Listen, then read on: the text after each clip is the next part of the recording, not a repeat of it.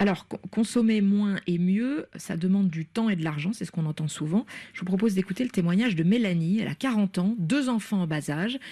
Cette mère célibataire trie ses déchets, prend les transports en commun, surveille sa consommation d'eau et d'électricité.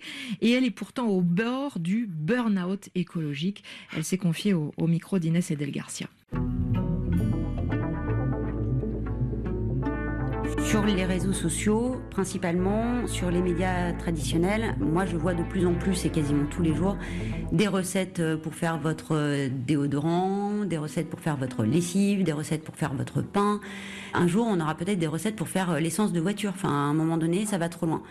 Déjà, moi, j'ai pas le temps, mais en plus, j'ai beaucoup d'interrogations sur le fait que même si toutes ces petites choses mises bout à bout, toutes ces fourmis invisibles que nous sommes, on essaye de faire des petites choses, je m'interroge quand même sur ce que ça peut rapporter, même dans quelques années, versus des énormes industries partout dans le monde qui polluent H24 et qui, elles, ne font rien.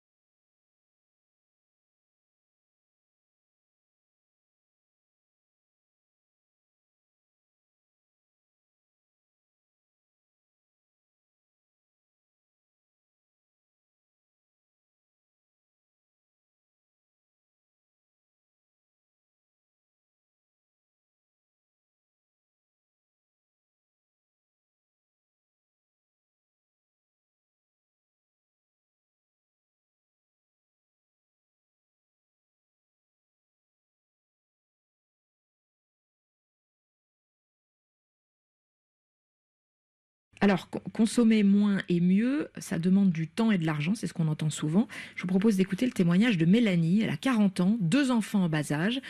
Cette mère célibataire trie ses déchets, prend les transports en commun, surveille sa consommation d'eau et d'électricité.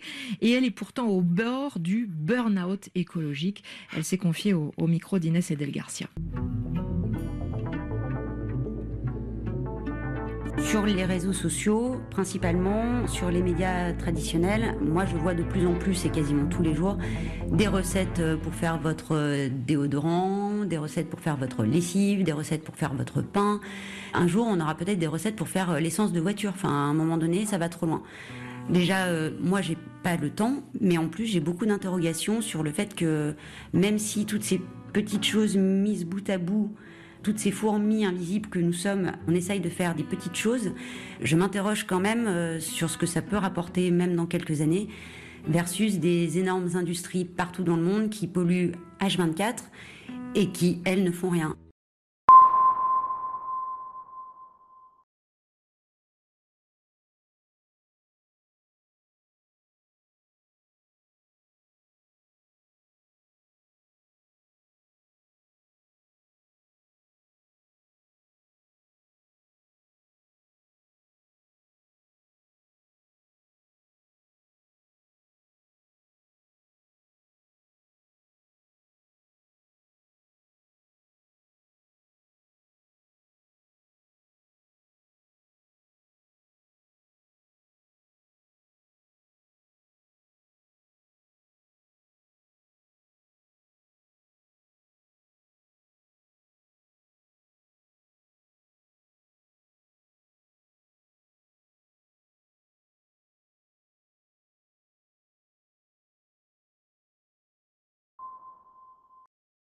Dana Castro, bonjour. Bonjour. Vous êtes psychologue clinicienne à Paris.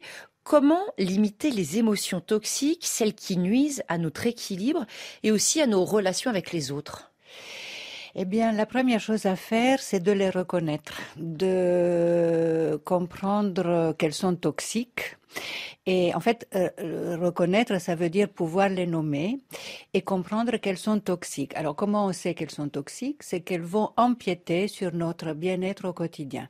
Par exemple, quand on se prend la tête avec une culpabilité, ah, j'aurais dû, c'est pas bien, j'aurais dû, j'aurais fait ci et tout, et que ça nous prend vraiment la plupart du temps et la plupart de la tête, ça veut dire qu'elles deviennent toxiques.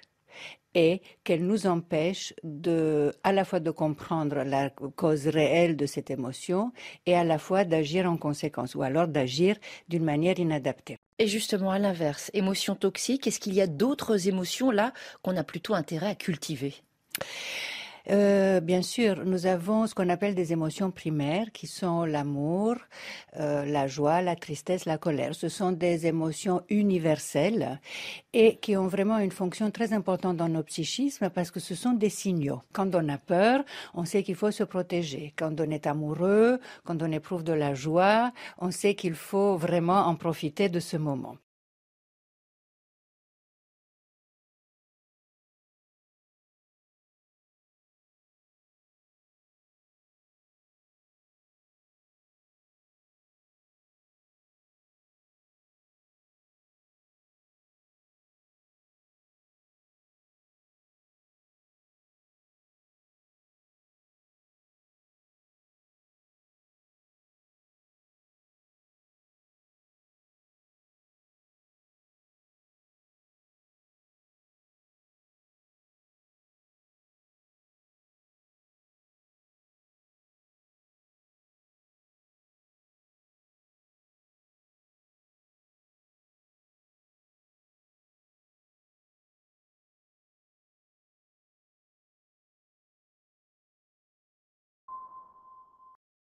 Dana Castro, bonjour. Bonjour. Vous êtes psychologue clinicienne à Paris.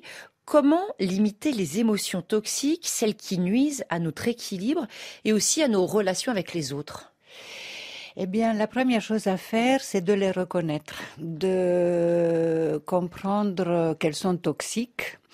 Et en fait, reconnaître, ça veut dire pouvoir les nommer et comprendre qu'elles sont toxiques. Alors, comment on sait qu'elles sont toxiques ? C'est qu'elles vont empiéter sur notre bien-être au quotidien. Par exemple, quand on se prend la tête avec une culpabilité, ah, j'aurais dû, c'est pas bien, j'aurais fait ci et tout, et que ça nous prend vraiment la plupart du temps et la plupart de la tête, ça veut dire qu'elles deviennent toxiques et qu'elles nous empêchent à la fois de comprendre la cause réelle de cette émotion et à la fois d'agir en conséquence ou alors d'agir d'une manière inadaptée. Et justement, à l'inverse, émotions toxiques, est-ce qu'il y a d'autres émotions là qu'on a plutôt intérêt à cultiver ? Bien sûr, nous avons ce qu'on appelle des émotions primaires qui sont l'amour, la joie, la tristesse, la colère. Ce sont des émotions universelles et qui ont vraiment une fonction très importante dans nos psychismes parce que ce sont des signaux. Quand on a peur, on sait qu'il faut se protéger. Quand on est amoureux, quand on éprouve de la joie, on sait qu'il faut vraiment en profiter de ce moment.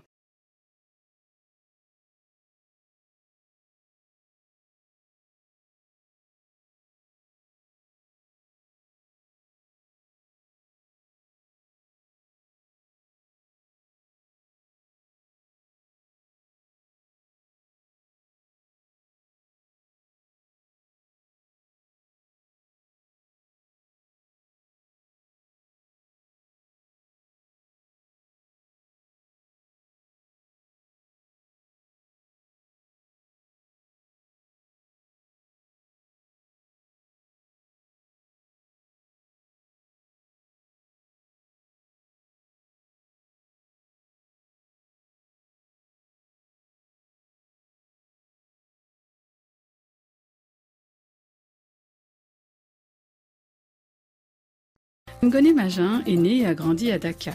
Au Sénégal, la bijouterie est un métier qui se transmet de génération en génération. N'étant pas issu d'une famille de bijoutiers, c'est à Paris que Ngoné Magin découvre sa passion pour les bijoux. Aujourd'hui, la créatrice associe des femmes de la Maison Rose au Sénégal, victimes de violences conjugales, pour la réalisation de ses collections. Pour moi, c'était important de faire ce travail avec elles.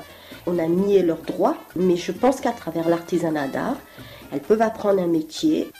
Je me sens impliquée dans l'essor économique du continent. Donc je travaille avec des artisans bijoutiers au Sénégal, perliers, etc. Ça permet de sauvegarder certains savoir-faire ancestraux comme la filigrane.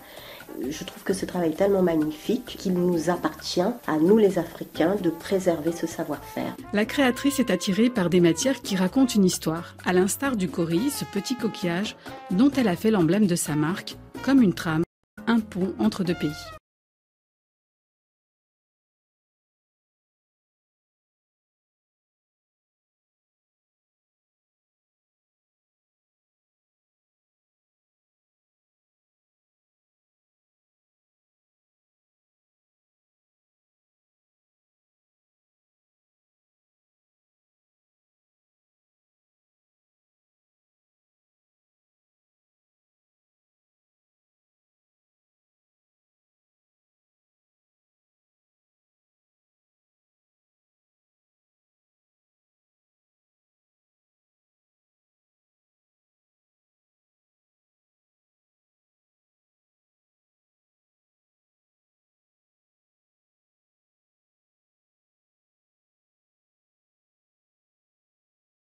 Ngone Magin est né et a grandi à Dakar.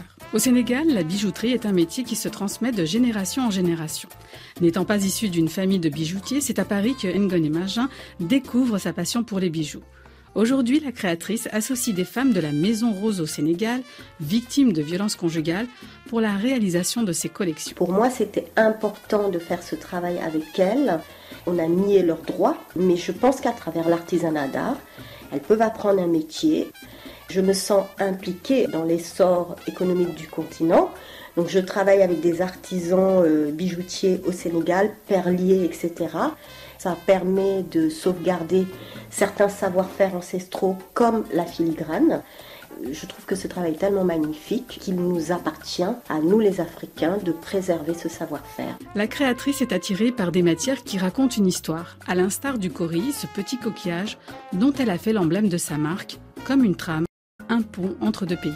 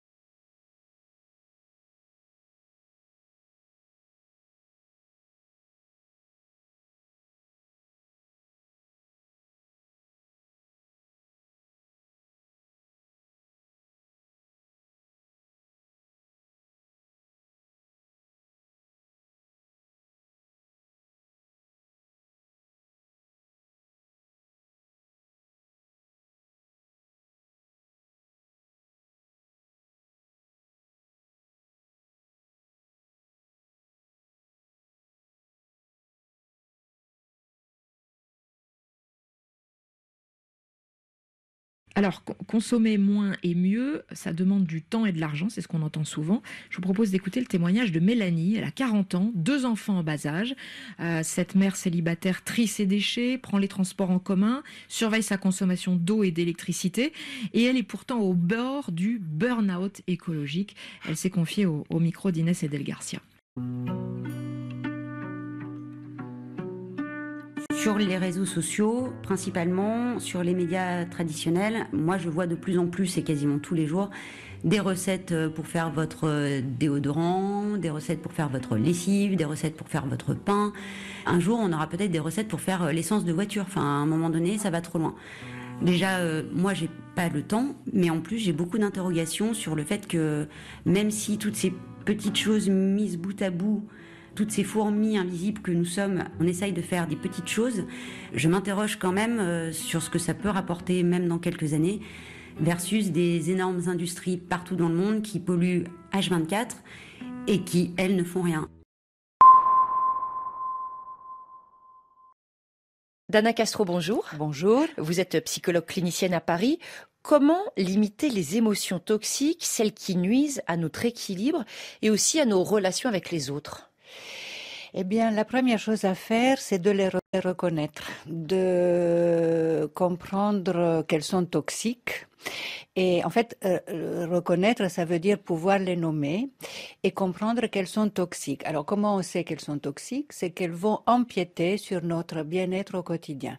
Par exemple, quand on se prend la tête avec une culpabilité, ah, j'aurais dû, c'est pas bien, j'aurais dû, j'aurais fait ci et tout, et que ça nous prend vraiment la plupart du temps et la plupart de la tête, ça veut dire qu'elles deviennent toxiques. et qu'elle nous empêche à la fois de comprendre la cause réelle de cette émotion et à la fois d'agir en conséquence ou alors d'agir d'une manière inadaptée. Et justement, à l'inverse, émotions toxiques, est-ce qu'il y a d'autres émotions là qu'on a plutôt intérêt à cultiver ? Bien sûr, nous avons ce qu'on appelle des émotions primaires qui sont l'amour, la joie, la tristesse, la colère. Ce sont des émotions universelles et qui ont vraiment une fonction très importante dans nos psychismes parce que ce sont des signaux. Quand on a peur, on sait qu'il faut se protéger. Quand on est amoureux, quand on éprouve de la joie, on sait qu'il faut vraiment en profiter de ce moment. Ngoné Magin est né et a grandi à Dakar. Au Sénégal, la bijouterie est un métier qui se transmet de génération en génération. N'étant pas issu d'une famille de bijoutiers, c'est à Paris que Ngoné Magin découvre sa passion pour les bijoux. Aujourd'hui, la créatrice associe des femmes de la Maison Rose au Sénégal, victimes de violences conjugales, pour la réalisation de ses collections. Pour moi, c'était important de faire ce travail avec elles. On a nié leurs droits, mais je pense qu'à travers l'artisanat d'art, elles peuvent apprendre un métier. Je me sens impliquée dans l'essor économique du continent. Donc je travaille avec des artisans bijoutiers au Sénégal, perliers, etc. Ça permet de sauvegarder certains savoir-faire ancestraux comme la filigrane. Je trouve que ce travail est tellement magnifique qu'il nous appartient, à nous les Africains, de préserver ce savoir-faire. La créatrice est attirée par des matières qui racontent une histoire, à l'instar du cori, ce petit coquillage dont elle a fait l'emblème de sa marque, comme une trame, un pont entre deux pays.